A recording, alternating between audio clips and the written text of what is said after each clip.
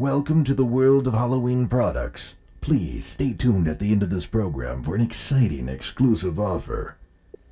Now, enjoy the show.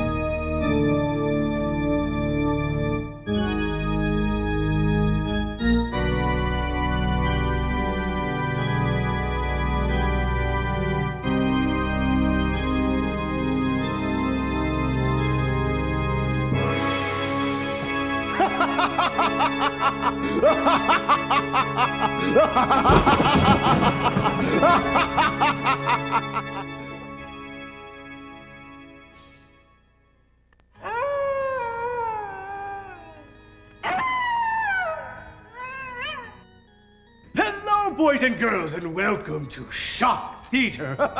Today is a very special episode of Shock Theater because today we are going to celebrate everyone's favorite spooky holiday, Halloween! And to get into the spirit, our fiends Igor and Kogar have been working on their own special Halloween decorations.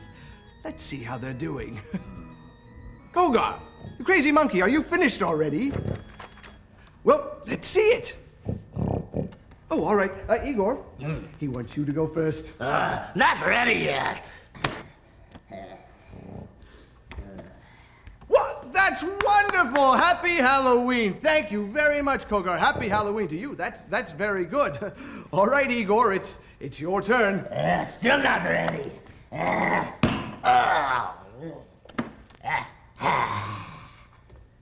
That's good, Igor. Igor, make real good. Let's move on, shall we? Say, Kogar, do we have a lucky letter this week?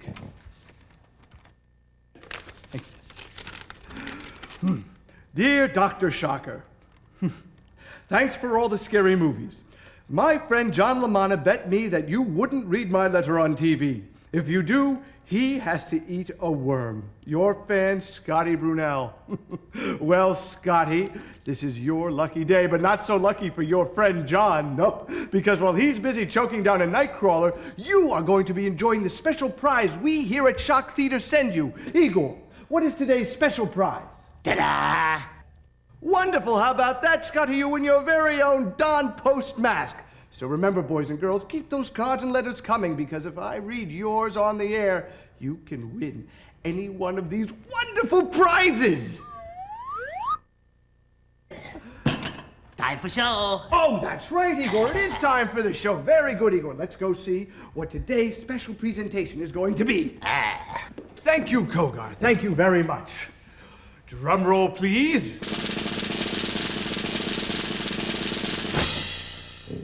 Halloween, the happy haunting of America. Sounds spooky. Spooky. Ha ha ha! So, boys and girls, pull up your favorite toadstool and prepare yourself for Halloween, the happy haunting of America.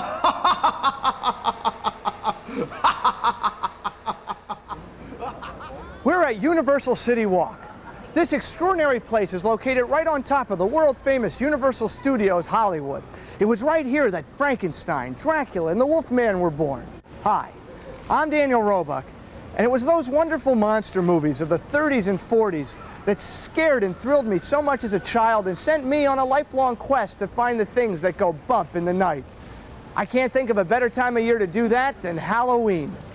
Come with us as we travel the country looking for the best and the scariest America has to offer.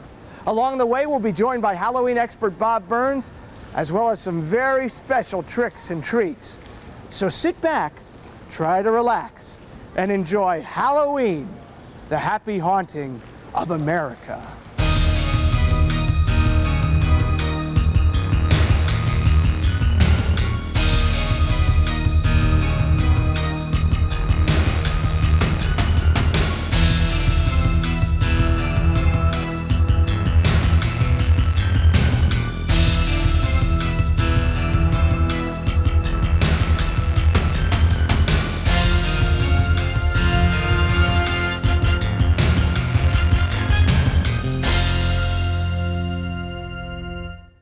Founded by Carl Laemmle in 1915, Universal Studios officially entered into its classic horror cycle with the unmasking of Lon Chaney's Phantom of the Opera in 1925.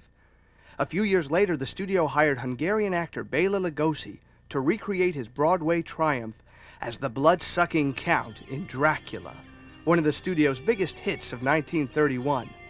With the success of Dracula, Universal immediately turned to another famous horror novel, Mary Shelley's Frankenstein. Director James Whale chose English actor Boris Karloff for the part of the monster, but it was makeup artist Jack Pierce who gave that monster a face.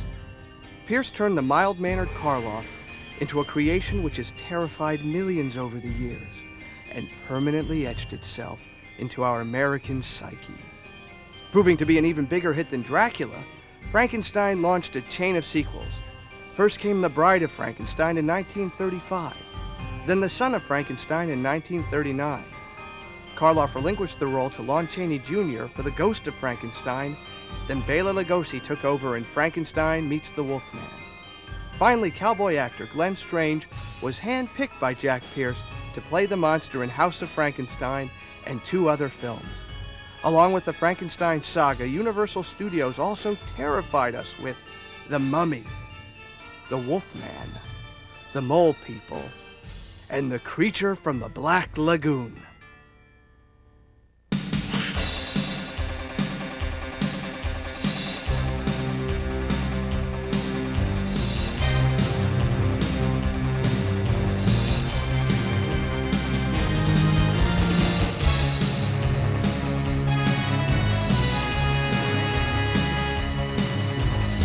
Our journey begins right here at Universal City Walk in the Chamber of Chills.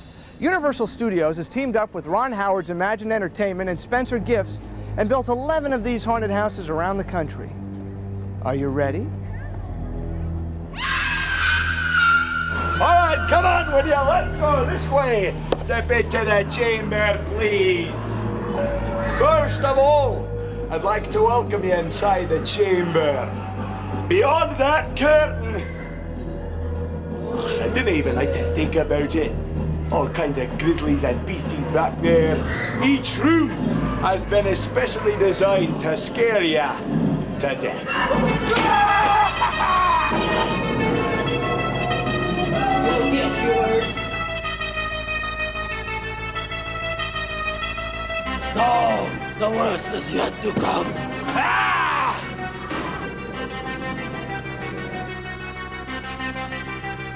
Now we're having a party, and I'm running out of gas.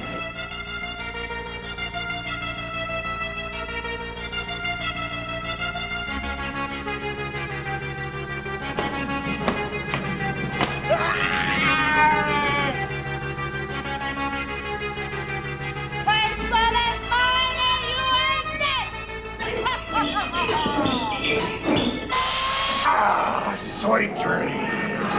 Of course, Halloween has been around long before there was trick-or-treating, parades, or haunted houses. Halloween was one of my favorite holidays, simply because of the aura, the atmosphere, all the trappings of Halloween.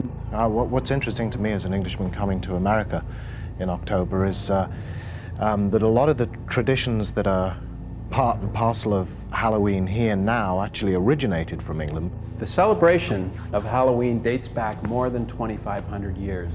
Its roots stem from a society of farmers and gatherers called the Celts, who lived mostly in northern England, Wales, Ireland, and Scotland. October 31st always coincided with the end of the harvest season for these people, which for them meant the end of the year. So like we do now, they'd have these incredible parties and feasts, and they dress in extremely elaborate costumes. I think at one point, the pumpkin came from, it was originally a kind of a turnip or a squash that was carved with a candle put in it.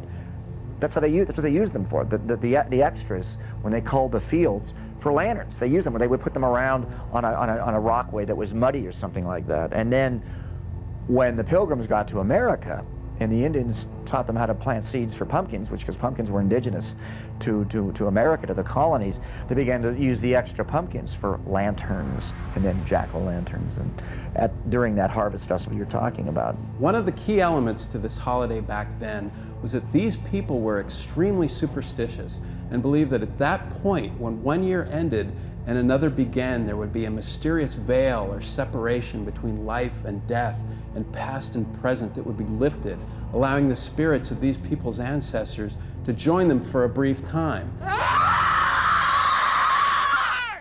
So Bob, how are you enjoying the Halloween trip so far? Huh. Well, tonight we're in Chatfield, Ohio at the Horror Hotel. This is one of my favorite haunted houses. I come here every year. Dr. Lady puts this on. You've been here before. What do you think of this place? It's like doing a video with Scooby-Doo. I'm going inside.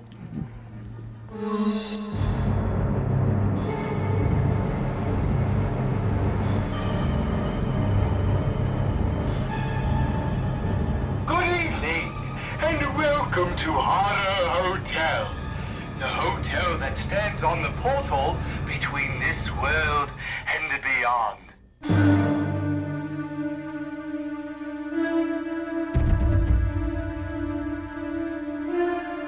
Get out. Happy Halloween.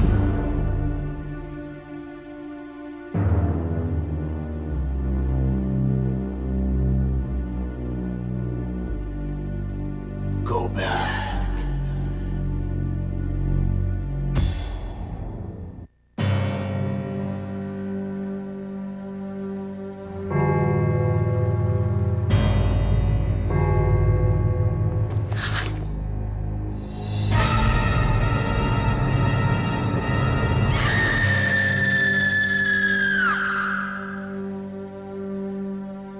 Run, run, run, run, run.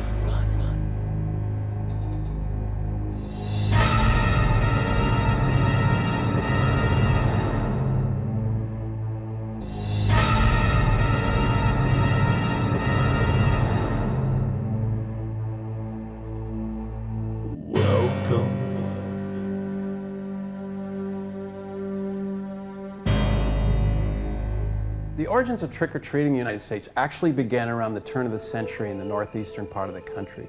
At that time, Halloween had developed a reputation for being a rambunctious holiday where kids would dress up and play tricks on neighbors, like soaping windows and tipping over outhouses. It became so bad that adults came up with the idea of giving the kids treats as a form of bribery to keep them from wreaking havoc on their property. It only took about 10 years after that for the youth of America to discover the concept of free candy, and the custom swept the entire nation. It was an exercise in greed. You know, nobody cared really what you wore or anything like that. It was how many bags of candy could you actually get. And I remember literally 3 or 4 shopping bags full of candy. You know, and we'd have to go home, dump it, and come back and go. And it was really just pure greed. You made your own fun in those days. Trick-or-treating was chancy because a lot of people really couldn't afford to give you anything. You might luck out and get a cookie from some lady who had just baked, or perhaps a withered old Jonathan apple or a wine sap.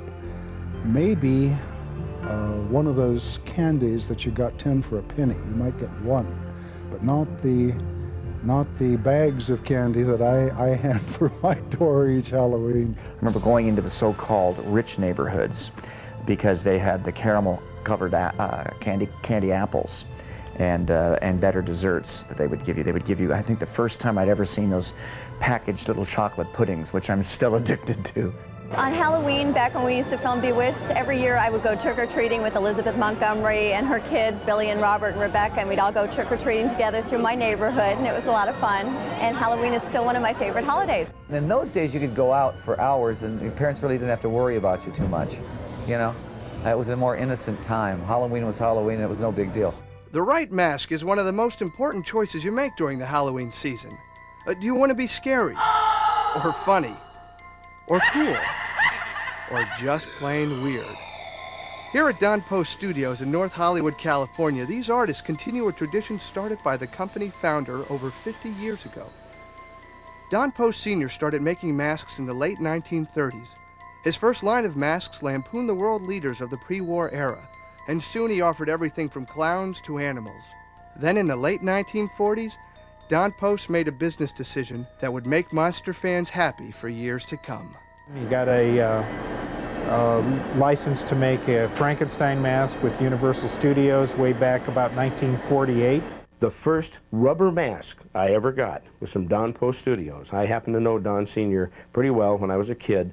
And in 1948, I think I was 13 years old, he did the first Frankenstein mask in rubber. And it looked like Glenn Strange from Abbott and Costello Meet Frankenstein.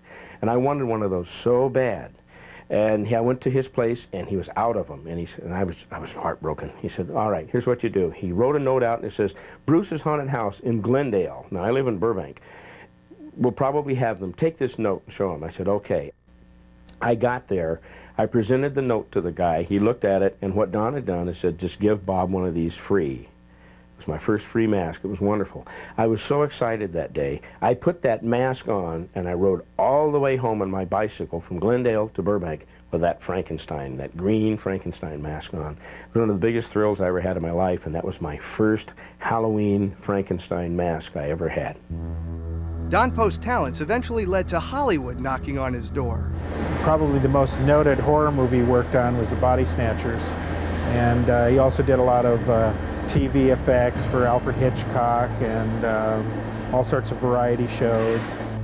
When the monster craze hit in the 1960s, Don Post became the supplier of quality monster masks.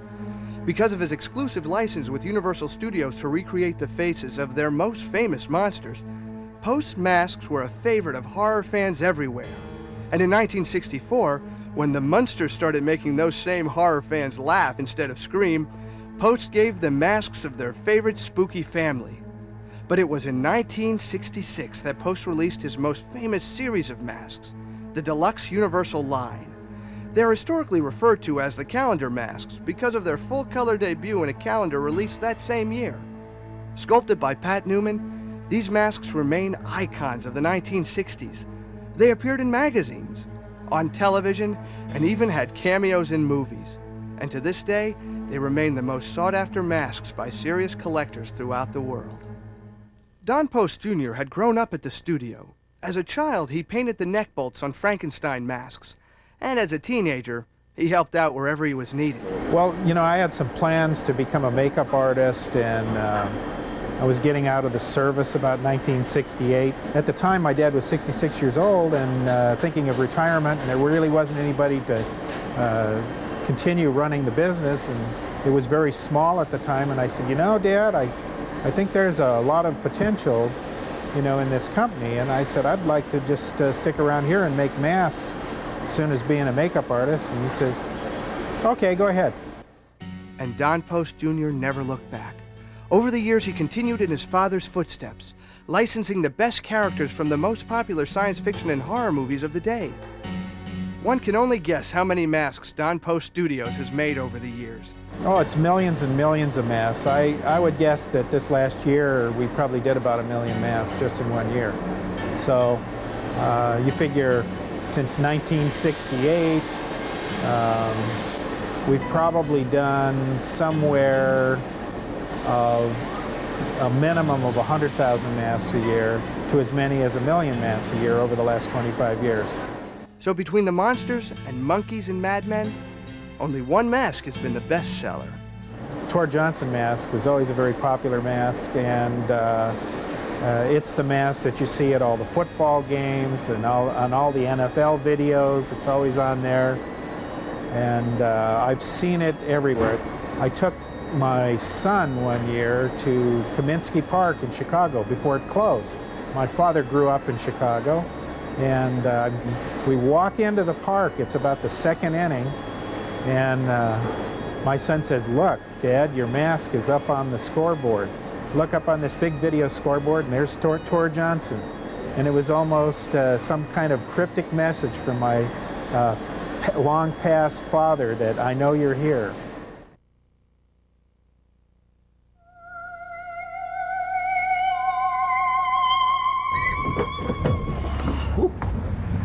And I thought the school bus drivers when I was a kid were scary. We're in Akron, Ohio, at the Haunted Schoolhouse and the Haunted Laboratory. These are two of the best haunted houses in the country. Bob, are you ready to be scared? Oh, yeah. Let's go!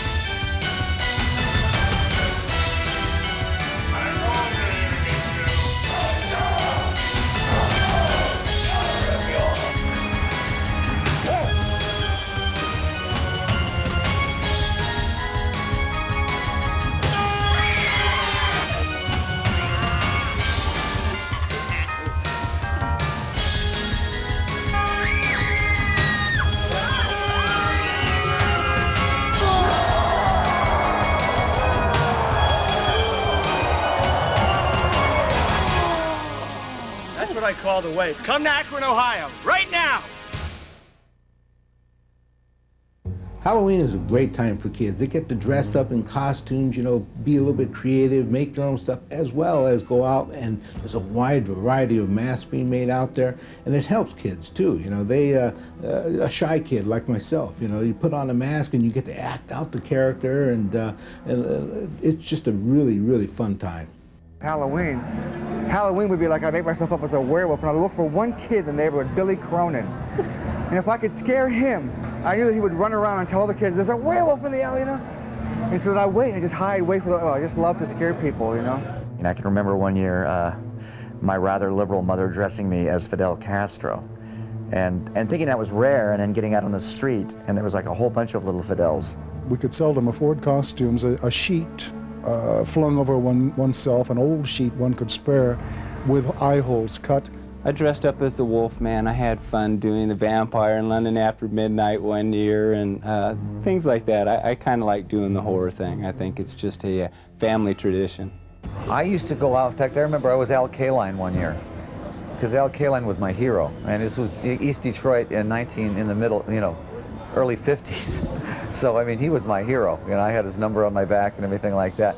One time I dressed up as a monster was when I was 9 or 10, and I'd read this magazine, Castle of Frankenstein, which is a great, late lamented monster magazine.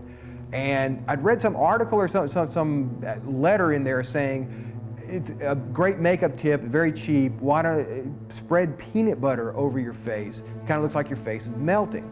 So, and you have to slightly heat up the peanut butter. So I actually did that. I actually coated my face. I put on a little wig, bald cap kind of thing I got at Lay's 5 and 10, and went as Vincent Price melting in the House of Wax. One of the best things about our Halloween tour is that we've gotten to go all around America. And I don't think any place signifies small town United States more than Marion, Ohio. This town of about 30,000 is the home of Rob Cometti. He loved Halloween so much, every year he'd do something in his garage. It grew so big that he had to move it to downtown Marion. Here at Mucklebone's Monster Museum, he's got 30 monsters of every variety. It's a wonderful place. Let's go in and take a look. Mucklebones, take one.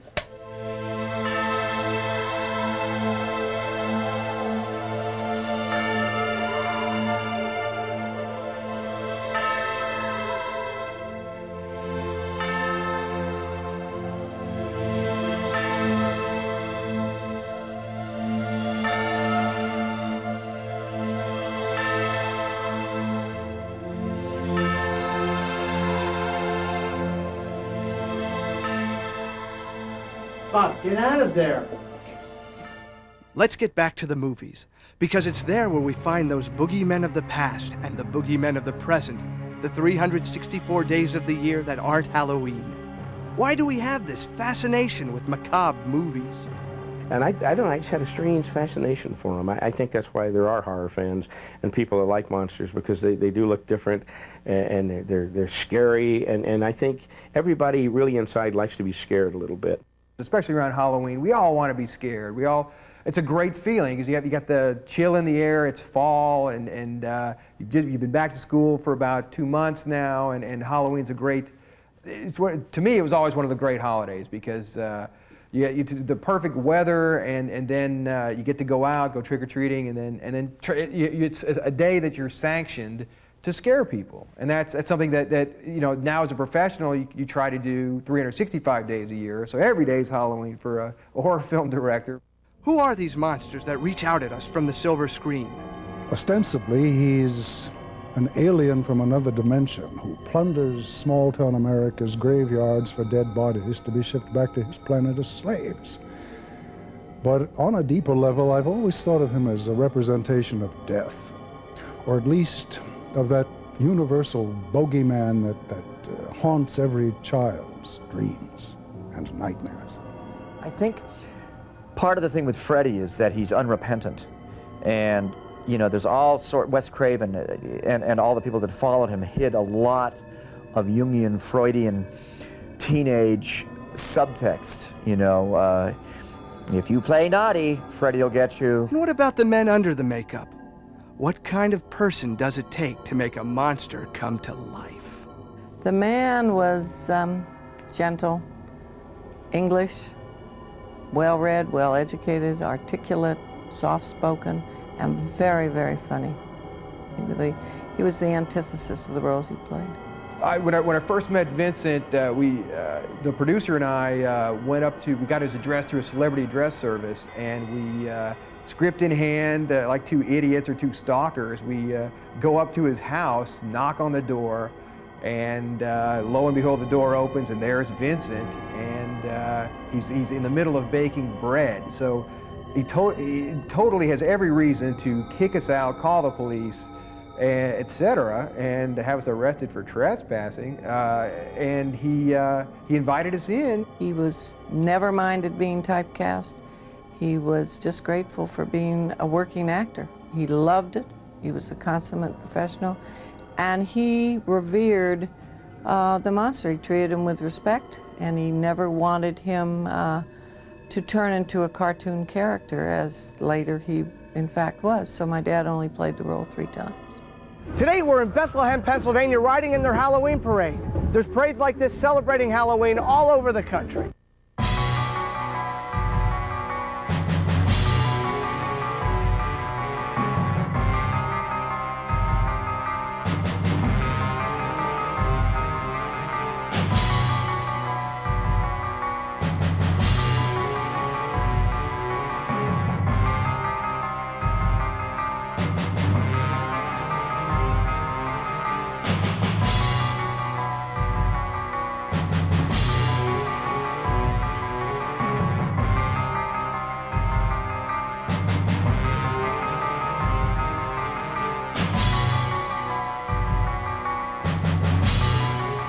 Well, tonight we're in Bristol, Connecticut at the Witch's Dungeon Horror Museum. Now, Bob, this place has been around for 30 years. 30 years? That's a long time, man. That's a very long time. In fact, the Witch's Dungeon Horror Museum is the longest-running Halloween exhibit in the entire country. Really? Yeah. Now, before we go inside, let's take a look at the history of this wonderful place. Yeah. It's this way, Bob. I'm looking here. No, it's over here. No, it isn't. Trust me. Okay. Artist Cortland Hull was literally born into a monstrous family. His great-uncle Henry Hull was the first silver screen lycanthrope in the Universal classic, The Werewolf of London. Ever since I was a kid, I was fascinated by the old classic horror films when I started seeing them when I was about 7 years old.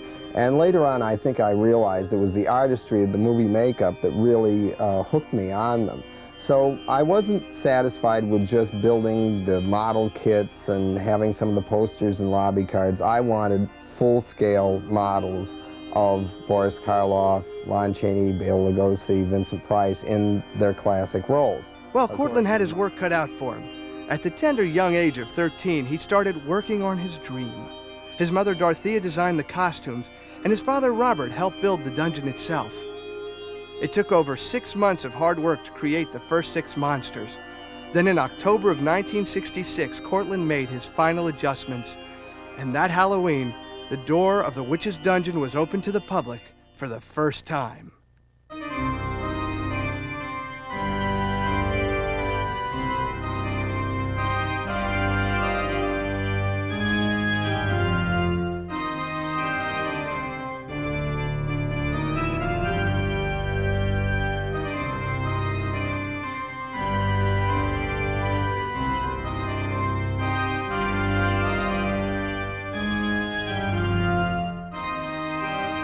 As Cortland got older and his artistic abilities developed, he wanted to make the figures more accurate. Well, I've been very fortunate that over the years I've known John Chambers, who did the makeup in Planet of the Apes, and Dick Smith, who did the makeup in Little Big Man, Altered States, and The Exorcist, and I've learned a great deal from both of them as to recreating the classic movie monsters utilizing the original live cast. Cortland has never stopped improving the Witch's Dungeon. He works tirelessly on every last detail, and that effort hasn't gone unnoticed. Vincent Price took a great interest in the exhibit as well as my artwork, and Vincent gave me original voice tracks that he did for The Witch's Dungeon, as well as June Foray, who was the voice of my witch. She's best known for some of the witches that she's done in the Bugs Bunny and Donald Duck cartoons. And of course, John Agar did a voice track for me for the Mole People. And then Mark Hamill did an introduction. So everyone has been incredibly kind and very much a part of the whole, that has made it a tradition over the years. The Witch's Dungeon has truly become a holiday tradition for many New England families. Parents who started coming here when they were younger now bring their own children to take part in this annual scare-a-thon. Each year, at least, we get about 1,500 people that go through. But it's really hard to imagine how many have gone through over the 30-year period. To celebrate his 30th anniversary, Cortland invited Sarah Karloff and Ron Chaney to help with the celebration. They met with horror fans, young and old, and offered their support for this one-of-a-kind Halloween exhibit. Welcome, poor mortal, to this witch's dungeon of nightmares. As you journey through these dark corridors, you will encounter all those ghoulies, ghosties, and long-legged beasties that go bump in the night. Beware, and gather up all your courage, for we are about to begin.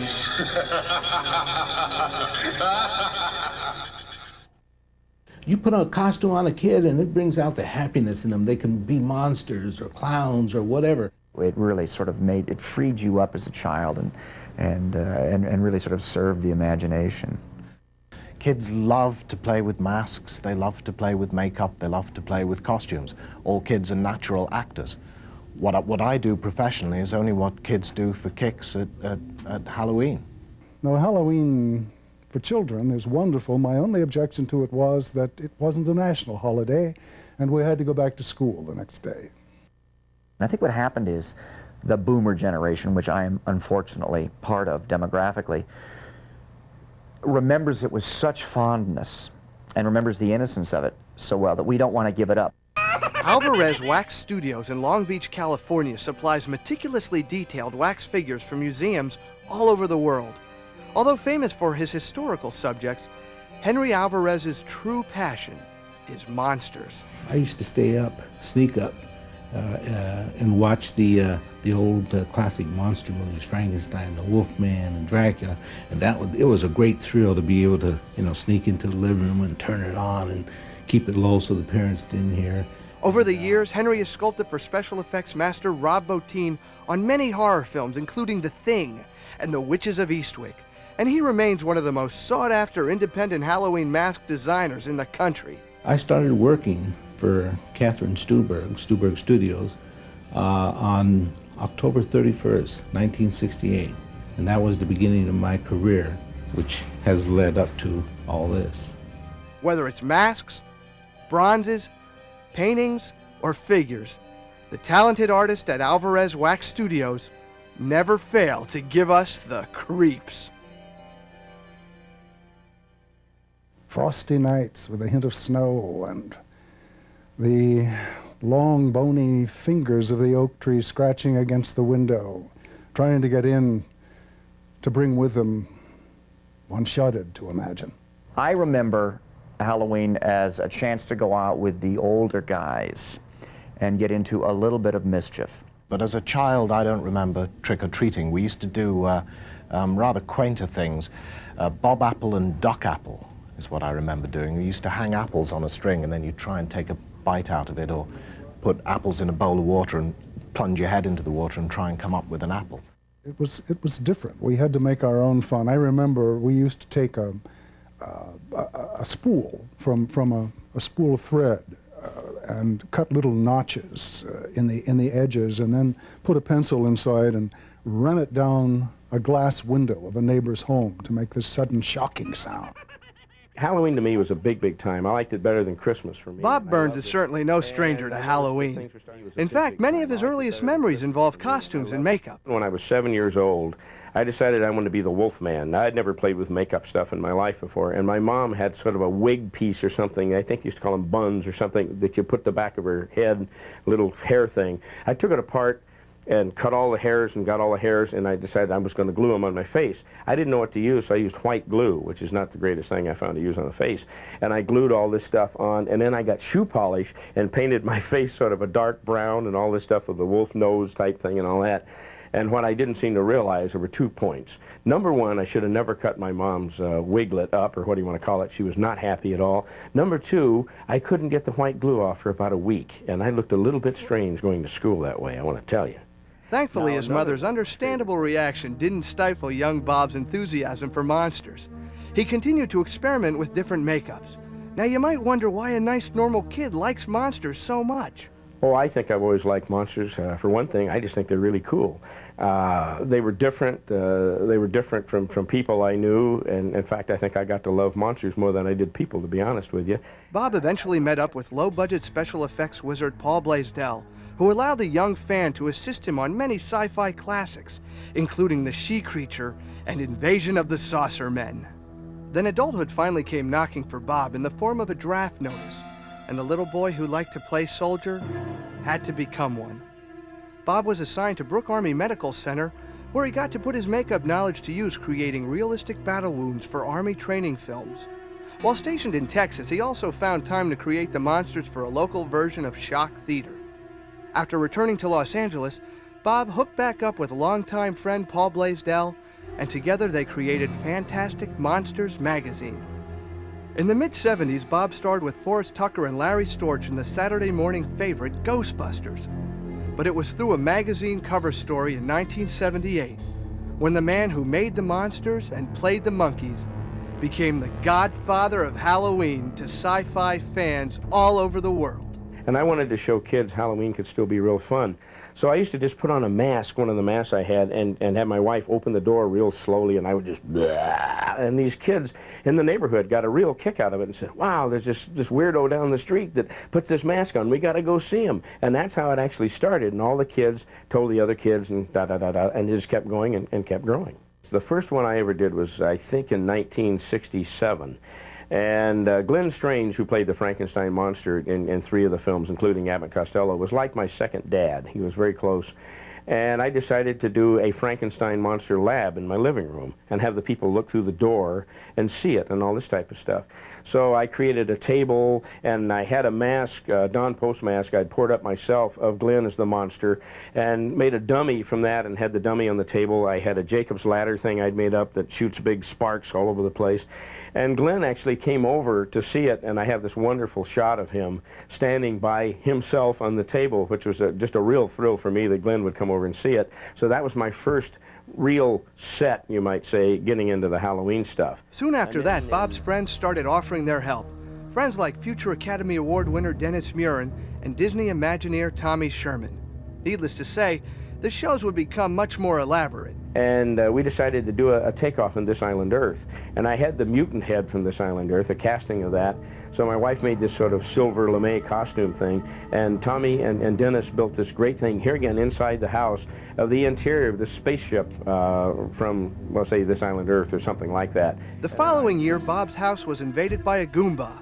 This huge one-eyed tentacle creature broke through the roof and wreaked havoc on the unlucky inhabitants. Next, the Halloween crew decided it was time for a trip to the doctor's office. Dr. Jekyll, that is.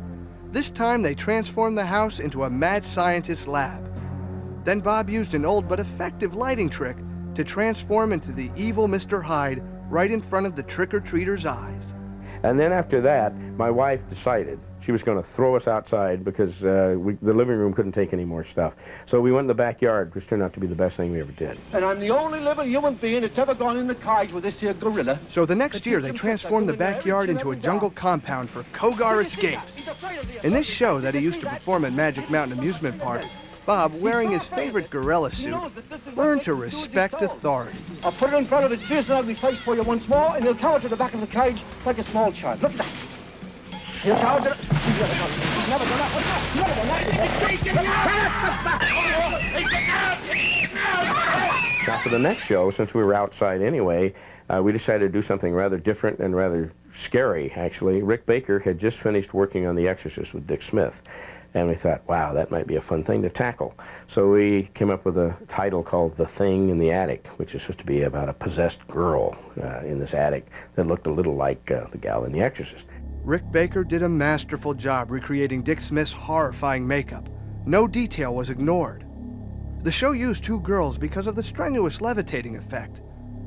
That's Bob's ever-patient wife, Kathy, as one of the possessed girls. Well, you know what they say. Two heads are better than one. He thinks the girl's insane that I don't possess her.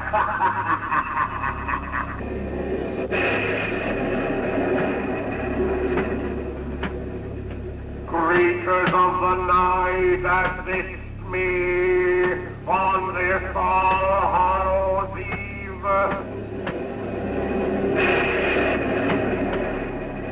I command you, appear to me! Appear to me now! Now!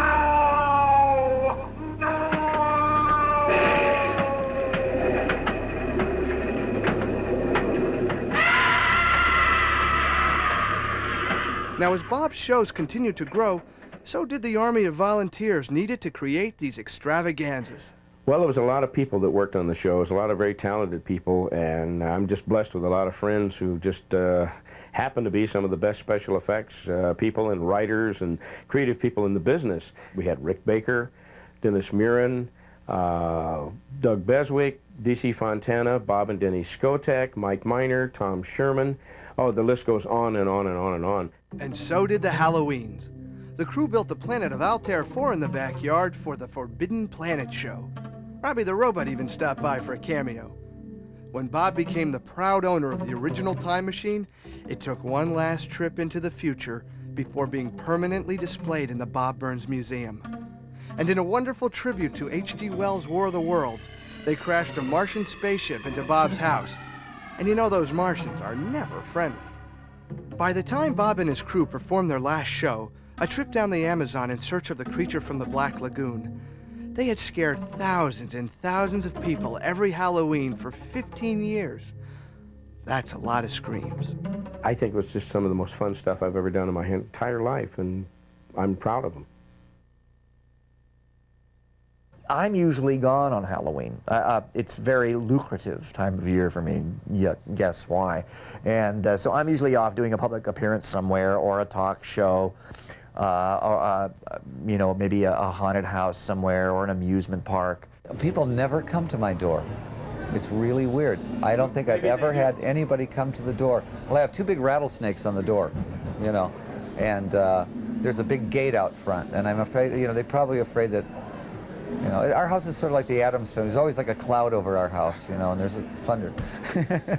My father always referred to Halloween as his busy season. He did a lot of guest appearances on television, spooking his own boogeyman image.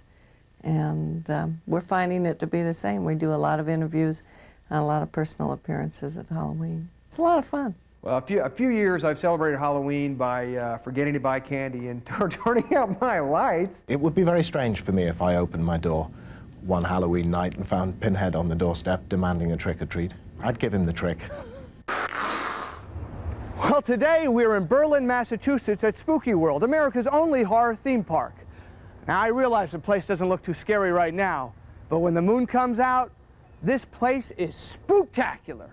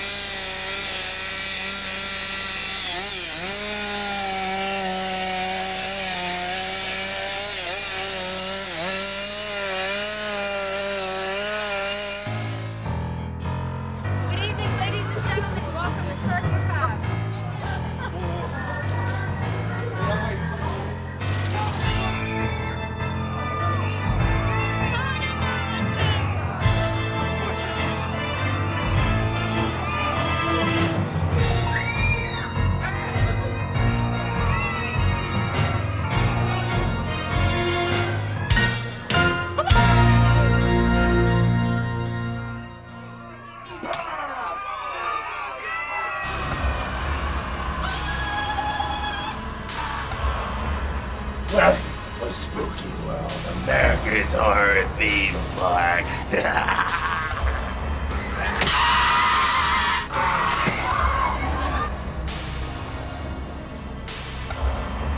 Look out or you'll die!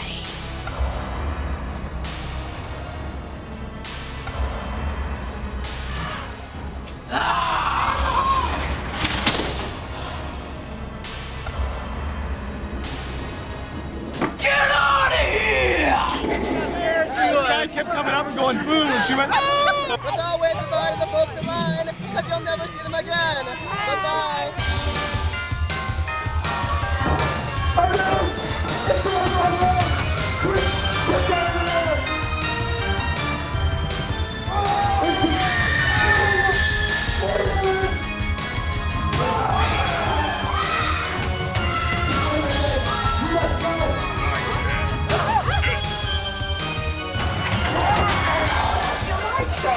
For any years? Huh? No, I don't think so.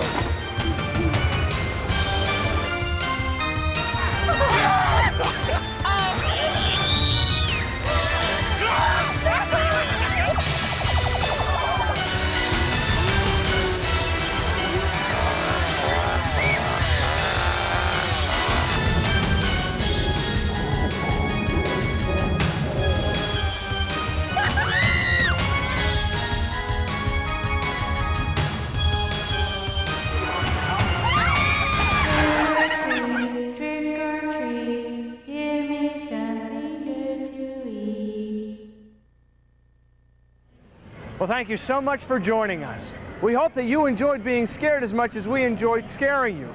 On behalf of all of us here, have a happy and safe Halloween.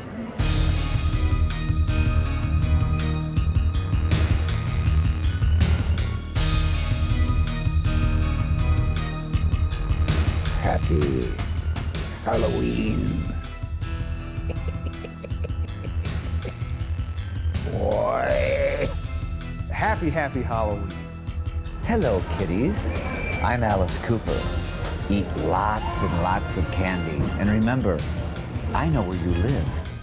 From the Witch's Dungeon Horror Museum, have a happy Halloween. Happy Halloween. Happy Halloween! And I wish you a happy Halloween. Happy Halloween. Happy Halloween from all of the Cheneys to everybody.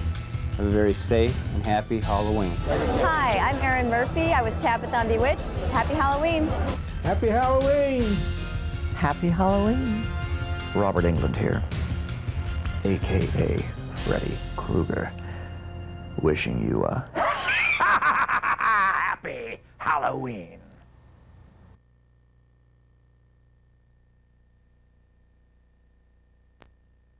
And now, for an exciting offer. You can own this official exclusive glow-in-the-dark Halloween, The Happy Haunting of America t-shirt for just $14.95 plus $2.95 shipping and handling. That's just $14.95 plus $2.95 for shipping and handling. Here's your chance to own this exclusive high-quality glow-in-the-dark Halloween t-shirt. Send check or money order to Halloween Products, P.O. Box 950477, Mission Hills, California, 91395. Please specify large or extra large. If you would like more information or if you know of spooky haunts that you would like us to visit, please write to Halloween Products, P.O. Box 950477, Mission Hills, California, 91395.